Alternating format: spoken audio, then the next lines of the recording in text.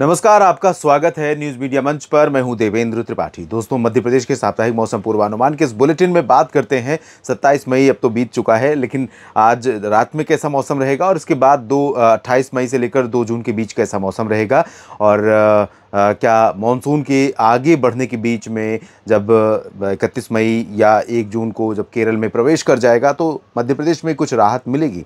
मध्य प्रदेश में आमतौर पर मानसून की जो एंट्री होती है वो 15 जून के आसपास होनी शुरू होती है और 15 जून से थोड़ी बहुत बरसात मानसून की शुरू हो जाती है।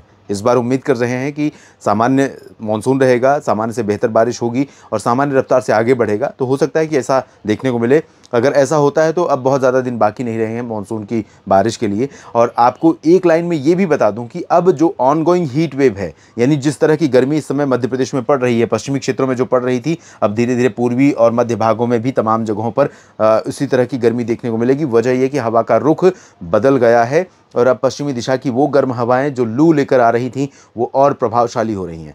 तो इस गर्मी से अब राहत जो मिलेगी वो मिलेगी मानसून के आगमन के बाद ही, जब बारिश की गतिविधियां लगातार शुरू होंगी, कई जिलों में एक साथ बारिश होगी, तब जाकर लोगों को राहत मिलेगी।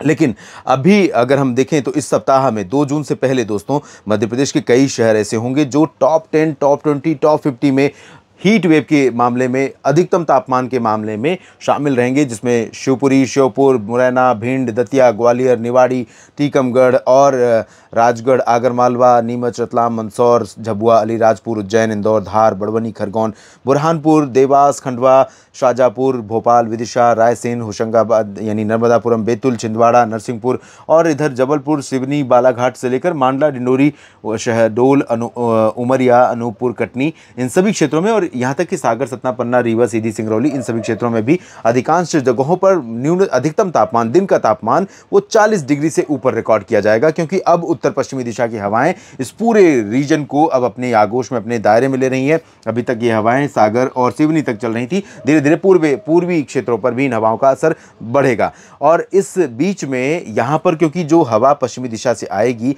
उसमें थोड़ी सी हवा ऐड हो रही है गुजरात की तरफ से, अरब सागर से, सौराष्ट्र की तरफ से, जो अरब सागर से होते हुए, अरब सागर से सौराष्ट्र के रास्ते राजस्थान में आएगी हवा आर्द्रता वाली और यहाँ पर ऐड होगी। तो उसके चलते हमें हर दिन थोड़े बहुत बादल दिखाई पड़ेंगे और ये बादल नीमच, रतलाम से लेकर खरगोन के बीच में यहाँ से बनने शुरू होंगे। धीरे धीरे बादल मूव करते हुए मध्य पर आएंगे और उसके बाद पूरब की तरफ पहुँच जाएंगे। और जैसे जैसे हम आगे बढ़ते जाएंगे 30, 31 से 1-2 बादलों का प्रभाव बढ़ता जाएगा। और ये बादल ऐसे भी हो सकते हैं जो कहीं पर धूल भरी आंधी के साथ, बादलों की गर्जना के साथ हल्की वर्षा भी दे जाएं, क्योंकि हीट ज़्यादा है और जैसे ही नमी ज़्यादा मिलेगी, जैसे ही बादल ज़्यादा बनेंगे ऊपर जाने के बाद, हवाओं के ऊपर उठने के बाद, तो कुछ इलाकों में हो सकती है। और ये क्षेत्र कौन से हो सकते हैं? भोपाल हो सकता है, सागर, छतरपुर, दमोह हो सकता है, पन्ना या सतना, रीवा और कटनी, शहडोल, जबलपुर हो सकता है इन भागों में, और निवाड़ी, टीकमगढ़, छतरपुर में भी इस तरह की संभावनाएं बन सकती है। लेकिन इसकी प्रोबेबिलिटी बहुत ज़्यादा नहीं है। ये संभावनाएं ये सिर्फ मृग मरीचिका की तरह ही है, क्योंकि इस गर्मी से अभी बड़ी राहत मिलती हुई नजर नहीं आ रही है। बादल जब दिखेंगे तो आपको लग सकता है कि बारिश होने वाली है, लेकिन हो सकता है कि वो बिना बारिश दिए आगे निकलते चले जाएं। और ऐसे बादलों के बारे में एक बात और बता दूं कि बनते हैं अशोकनगर में तो बारिश देते हैं छतरपुर में। तो इस तरह से वजह यह है कि उनमें इतनी एनर्जी नहीं होती, इतना करंट नहीं होता। जितना ज़्यादा थिक बादल बनेंगे उतना ज़्यादा चांसेस उसी जगह पर होंगे जहाँ पर बादल बनने शुरू हो रहे हैं। तो इसलिए बहुत ज़्यादा संभावना नहीं है। संभल कर रहिए, हीट वेव से बच कर रहिए,